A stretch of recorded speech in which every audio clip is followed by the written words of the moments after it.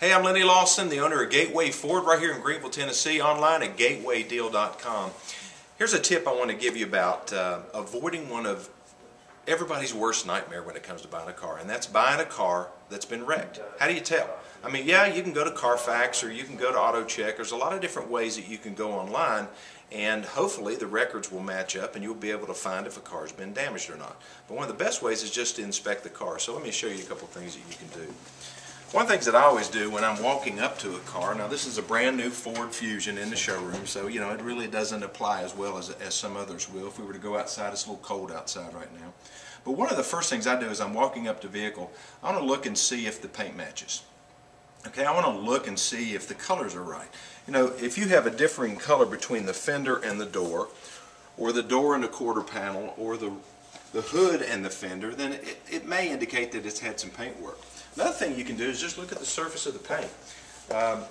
You know, these cars are painted in the factory to very high standards. They're very clean environments, and you just don't see a lot of little dirt that gets in the paint. Have you ever seen a car been wrecked and painted in a body shop where they didn't do a really good job and it shows little specks of dirt in the paint? Well, that's one sure way to tell that a car has been wrecked and fixed. Another thing I always do is I get down and look down through the side. You know, if you look through the side, on the side of a vehicle, you can see little irregularities. The paint should look smooth all the way down through there and uniform. If you see the paint maybe on the door with a little different texture, then that could indicate that that door has been painted and the rest of the car is okay. It may not mean that it's had major damage, but it could mean that it's had some damage, and that can affect the value of the car.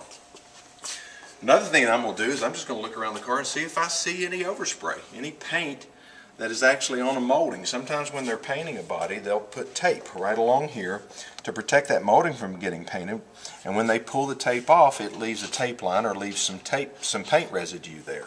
So you can see that sometimes. Another place to see is feeling along the seams on the inside of the door. Usually when a body shop paints a car, they will use tape somewhere along the inside. Sometimes they will paint all the way into the weather strip, but sometimes they don't. And it leaves a tape line, and you can feel that tape line. It's just a rough ridge that you can feel right along the edge of the door. So we're looking for that. We're opening the rear door. We're also looking for tape lines inside the rear door.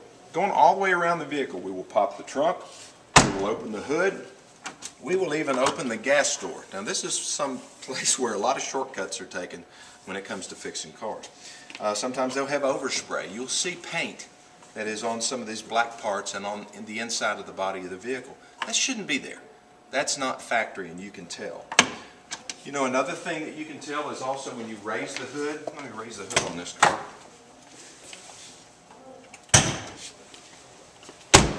What we're doing is we're looking to see if there's been any previous damage done to this vehicle. This is a modern car, and sometimes you won't see it, but lots of older cars have bolts along the fender that hold the outer fender onto the inner fender. If those bolts have the paint that is scuffed on the top, it's possible that those fender bolts have been out and that fender has been replaced.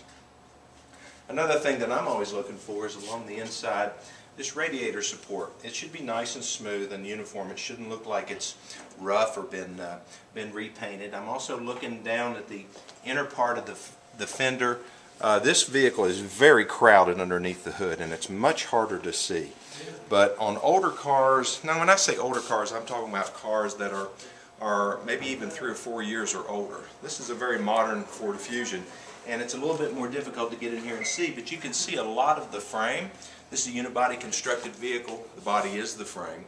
And so you can see places where the metal has been crumpled and repaired. If you see that, run from that car. Pull a Carfax, find out what's been done, talk to the previous owner if you're buying it from an individual, but if you're buying from a dealership, you know, they shouldn't be selling that car to begin with. You won't find those kind of issues at Gateway Ford because I don't allow us to sell any type of car that's had any major kind of history as far as damage is concerned. I don't have a problem with a car that's had the fender painted and replaced, or a hood replaced, or maybe a busted windshield, as long as that's disclosed to the customer and we know about it in advance.